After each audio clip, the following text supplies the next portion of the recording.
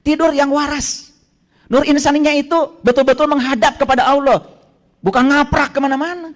Itu bukan tidur, itu ngorok namanya. Kalau tubuh kita menghasilkan hormon yang namanya melatonin. Dan hormon melatonin itu gelombang otak kita ada di gelombang alfa.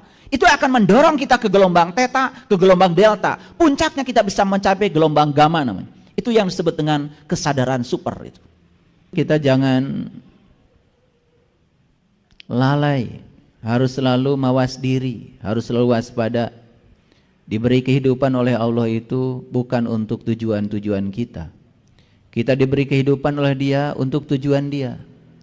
Karena kita dicipta oleh Dia bukan untuk kesenangan kita. Kita dicipta oleh Allah untuk kesenangan Allah itu sendiri. Jadilah semua kita sebagai kepanjangan tangannya untuk menyampaikan cinta kasih-Nya. Itu yang harus selalu kita sadari. Oleh karena itu, mari kita syukuri berkah hidup yang masih dititipkan kepada kita, bersama-sama memuji Allah dengan membaca hamdalah. Alhamdulillahi rabbil alamin. Segala puji hanya milik Allah, Sang kehadiran, Sang keberadaan, Sang Maha Pengasih dan Maha Penyayang, yang tidak pernah tertidur dan terkantuk hanya untuk memenuhi semua kebutuhan setiap makhluknya tanpa kecuali.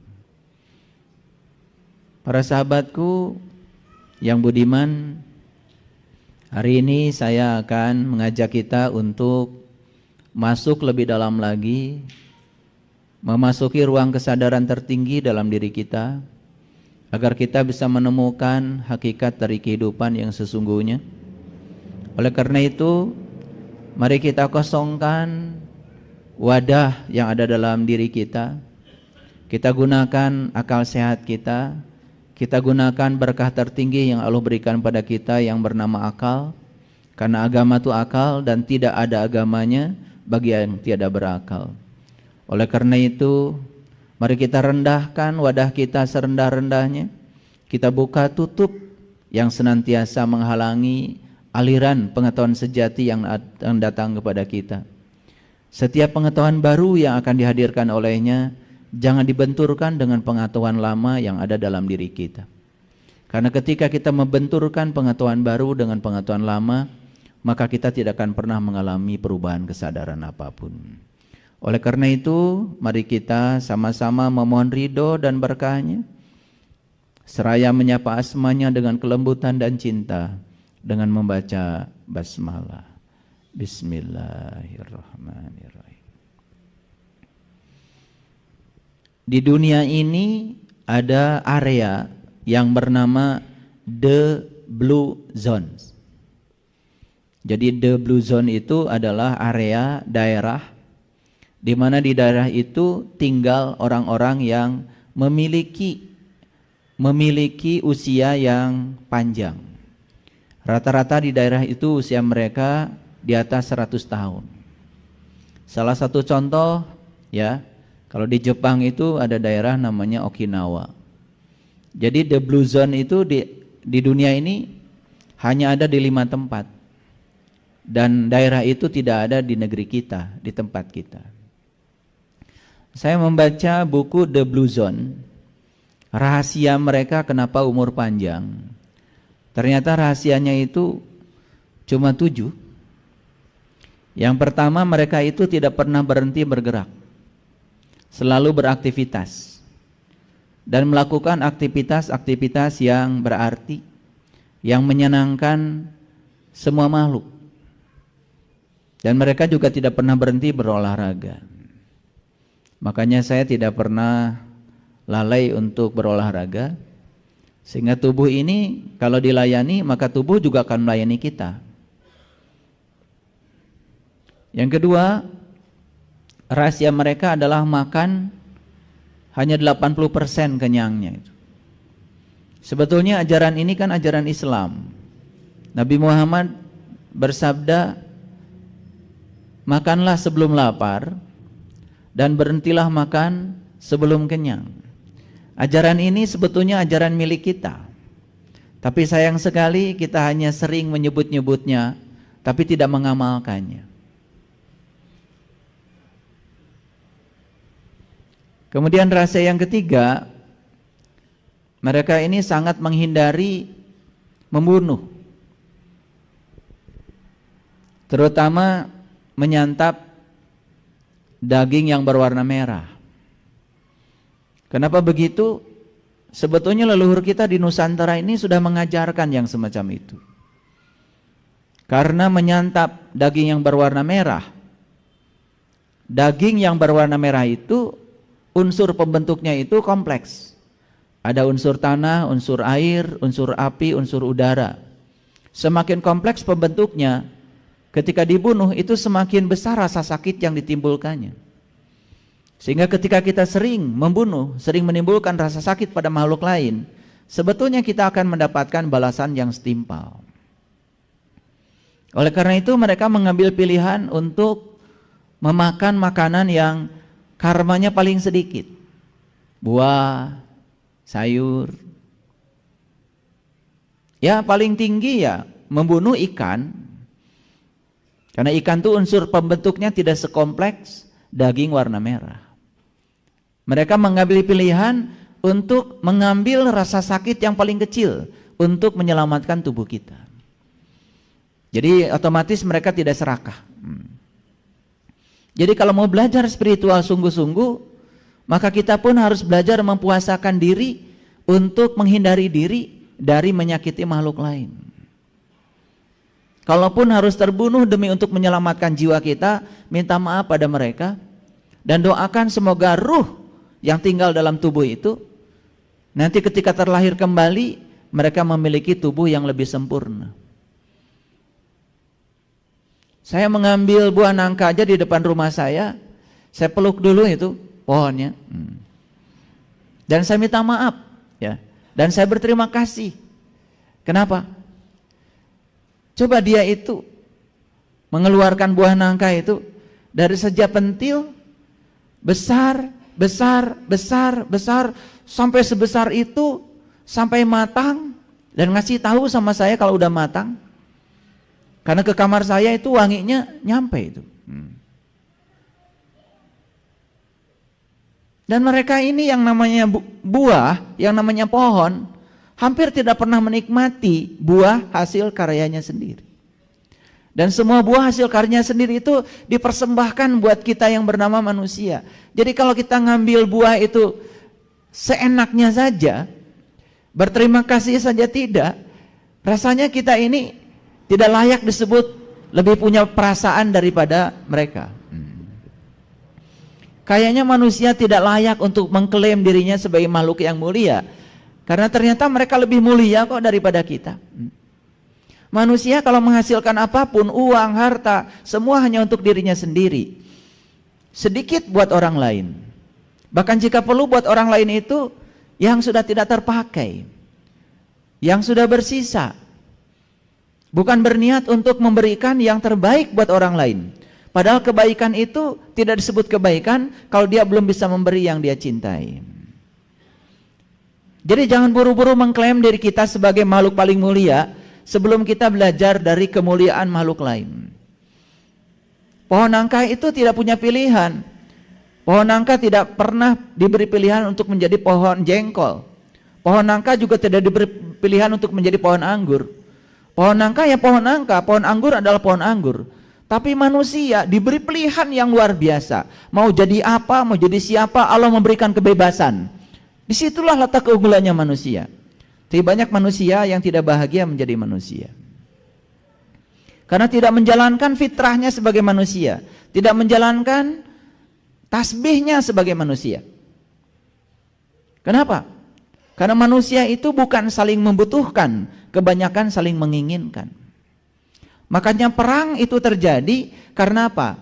Karena pertarungan keinginan. Saya tidak meyakini di dunia ini ada perang suci. Yang namanya perang itu semuanya kotor. Karena melawan kejahatan dengan kejahatan, sama saja kita pun jadi berbuat jahat. Karena satu-satunya cara menghilangkan kegelapan adalah menghadirkan cahaya. Satu-satunya cara memerangi kejahatan adalah menghadirkan cinta.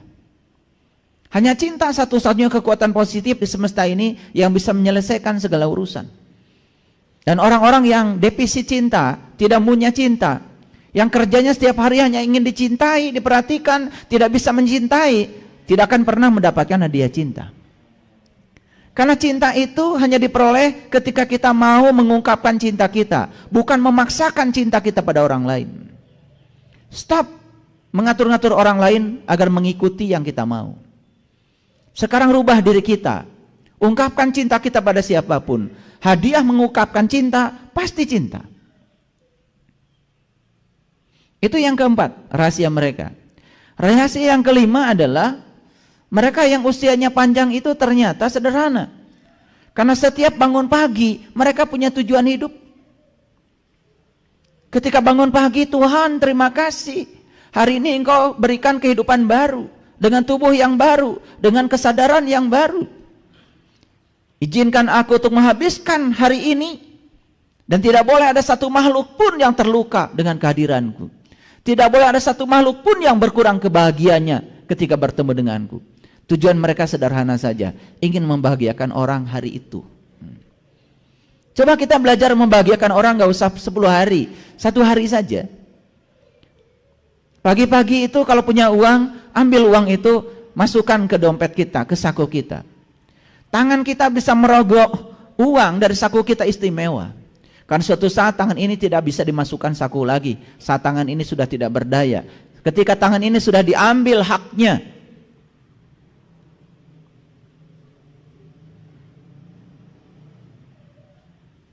bikin tujuan tuh sehari-sehari aja. Hari ini saya mau melakukan apa, sudah. Karena besok itu ditentukan dengan apa yang kita buat hari ini. Sesederhana itu yang mereka lakukan. Lalu yang kelima, rahasia mereka itu apa? Menikmati hidup. Mereka punya harta untuk dinikmati, punya uang untuk dinikmati, bukan untuk disimpan. Tentu saja menikmati uang bukan berpoya-poya. Menikmati uang adalah menggunakan uang dan harta kita untuk kebahagiaan orang lain. Dan ketika kita gunakan untuk membahagiakan mereka, bukankah kita bahagia? Punya uang 100.000, kita bisa beli makanan yang mewah untuk diri kita sendiri. Dan silakan makan sendiri. Coba bedakan rasanya, punya uang 10.000, beli nasi bungkus yang 10.000 satu bungkus, bisa dapat 10 bungkus dan makan bersama. Sama-sama 100.000, tapi lebih cerdas sedikit, ternyata kebahagiaannya berbeda. Itu yang kita lupakan dalam hidup ini. Hal-hal yang kecil. Nikmati. Hidup itu jangan terlalu serius. Jamnya piknik-piknik. Jamnya rekreasi-rekreasi. Jamnya bisa nyanyi-nyanyilah. Ikuti. Jangan ditahan terus jiwa yang meronta itu. Kalau ada musik, pengen joget-joget. Jangan ditahan-tahan. Kaki cuman gini-gini aja, padahal jiwa meronta-ronta pengen joget. Tahan terus. Jaim jadi. Jadinya sakit. Karena apa? Hormon kebahagiaannya tidak muncul. Padahal tubuh kita isinya cuma 2, listrik dan kimia. Kalau sistem kelistrikan tubuh kita itu waras, normal, maka tubuh kita pasti sehat. Kalau sistem kimiawi tubuh kita itu sehat, memproduksi hormon-hormon yang menyenangkan, yang meningkatkan imunitas tubuh kita nggak pernah sakit. Jadi aneh kita belajar agama, katanya sudah tinggi ilmunya, tapi segala karasa. Ya, tangan pegal-pegal, usia masih muda, gigi sudah ompong. Iya. Duduk sebentar, begitu berdiri, muter. Di tasnya semua obat-obatan. Obat mah, sakit kepala. Jadi sebetulnya sekali-kali saya ingin merazia tas kalian sebetulnya. Sesekali. Itu ada masalah. Ya, ada masalah. Obat itu tidak pernah menghilangkan rasa sakit. Obat itu tidak pernah menyembuhkan. Obat itu hanya menghilangkan rasa sakit sesaat. Kalau sumber penyakitnya tidak disembuhkan, tidak akan pernah sembuh. Karena sumber penyakit itu adalah jiwa yang kotor, sumber penyakit itu adalah pikiran yang kotor, itu sumber utama penyakit. Dan itu yang menyebabkan kita banyak konflik dalam kehidupan. Konflik sosial. Dengan pasangan nggak akur, dengan anak-anak nggak akur. Di rumah kecil saja konflik sudah begitu banyak. Bagaimana di rumah besar ini? Dengan yang kita kenal saja sedarah, banyak konflik. Bagaimana dengan di luar diri kita yang tidak sedarah? Kalau hidup seperti itu sudah 15% itu berkontribusi membuat tubuh kita jadi sakit. Saya kasih tahu ya. Kalau jiwa kita beres, nutrisinya benar, dikasih makan yang betul, jiwa kita itu adalah cahaya. Dan makanan jiwa kita cuma satu, cahaya. Tapi bukan cahaya ini. Cahaya di atas cahaya, nur ala nurin. Kalau sudah ketemu nutrisinya, makanannya, jiwanya sehat. Kalau jiwanya sehat, mentalnya pasti akan sehat. Mentalnya sehat, hubungan sosial bagus. Sudah 90% tubuh manusia itu sehat.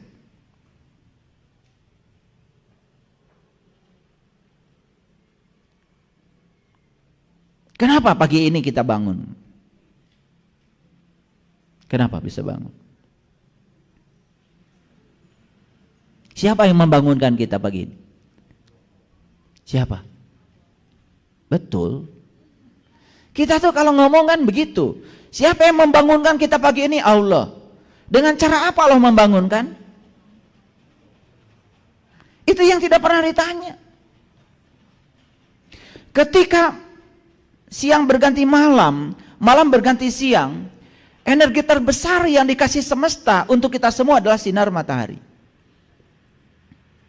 Dan sinar matahari itu memancarkan cahayanya. Itu jam 3, jam 4 dia sudah terbit itu. Dan sinar matahari itu memiliki kekuatan yang sangat dahsyat. Karena gelombang elektromagnetik yang dipancarkan oleh sinar matahari yang disebut dengan cahaya tampak, itu bisa merangsang mata kita yang punya saraf optik di sini. Saraf optik yang di mata kita itu bisa menyerap sinar matahari yang memiliki energi yang sangat luar biasa. Dan saraf optik itu bisa memicu munculnya yang disebut dengan hormon serotonin. Hormon serotonin itu adanya di sini, ya, di pineal gland. Nah, di pineal gland ini kemudian hormon serotonin itu membangkitkan gelombang otak yang bernama sinar beta. Nah, ketika kita memasuki gelombang beta, maka otak ini kemudian mulai berpikir, mulai menunaikan tugasnya.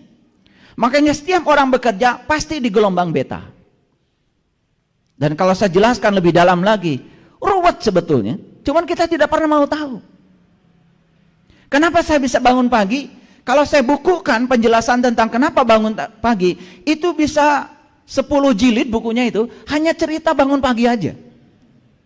Bagaimana sinar matahari merangsang saraf optik yang ada di mata kita, bagaimana saraf optik itu bisa merangsang pineal gland di sini, bagaimana neurotransmitter di pineal gland bisa menghasilkan zat kimia yang bernama serotonin. Itu rumus kimianya luar biasa. Ruwet itu. Tapi ini saya bahasakan dalam bahasa sederhana. Begitu luar biasa. Tubuh kita ini luar biasa. Cuman kita tidak mau tahu. Kita hanya melihat tubuh ini seongok daging saja. Lalu kita terus mengejar sesuatu yang halusinasi berdasarkan pikiran kita. Dan kita terus menerus menjadi diri palsu. Tidak pernah tahu siapa diri kita lahir batin. Maka ya siapa yang tidak kenal dirinya, selamanya tidak akan pernah beres kehidupannya. Karena tidak kenal diri, tidak kenal Tuhan. Tidak kenal Tuhan, gak beres semuanya. Dan saya sudah sampaikan di kajian yang sebelumnya. Semua aktivitas yang dilakukan tanpa kesadaran, itu yang bernama dosa. Sekalipun itu adalah dalam tanda kutip disebut ritual ibadah. Bahkan Quran mengatakan, orang yang sholat tetapi tidak bisa mengingat Allah, kata Quran, itulah sholatnya orang munafik. Dan orang munafik itu, innal munafiqina fi darkil asfali minan nar. Tempatnya orang munafik itu adalah neraka yang paling dasar.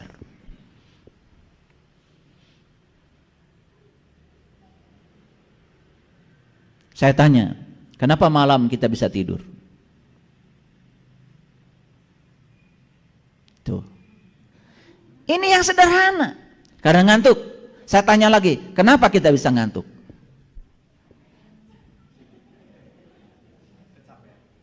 Kecapean. Apakah semua orang capek bisa ngantuk dan tidur? Ketika matahari tenggelam membelakangi bumi, alam semesta ini gelap. Ketika alam semesta gelap, bagian bumi yang gelap itu tidak mendapatkan energi dari sinar matahari. Dan saat itu saraf optik di mata kita tidak mengirim sinyal apapun kepada pineal gland di sini. Apa yang terjadi? Pineal gland saat itu menghasilkan yang disebut dengan hormon khusus untuk menghasilkan gelombang alfa. Luar biasa kan?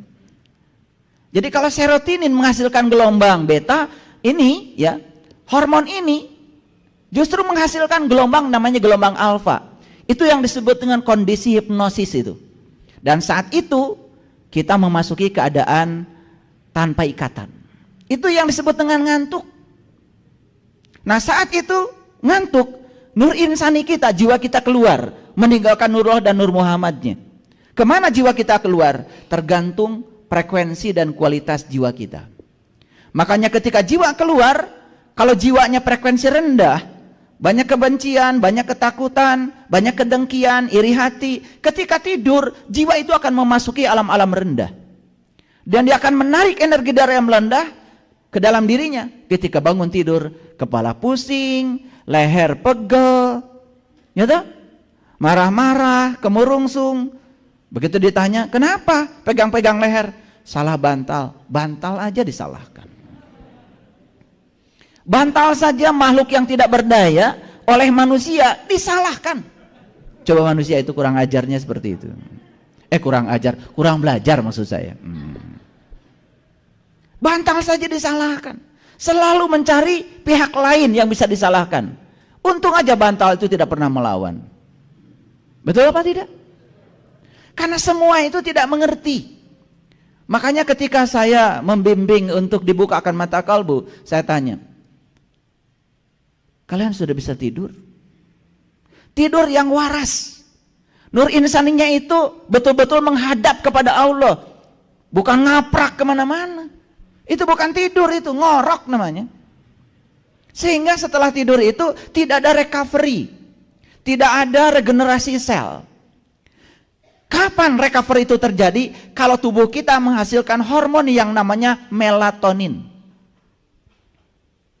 Dan hormon melatonin itu gelombang otak kita ada di gelombang alfa.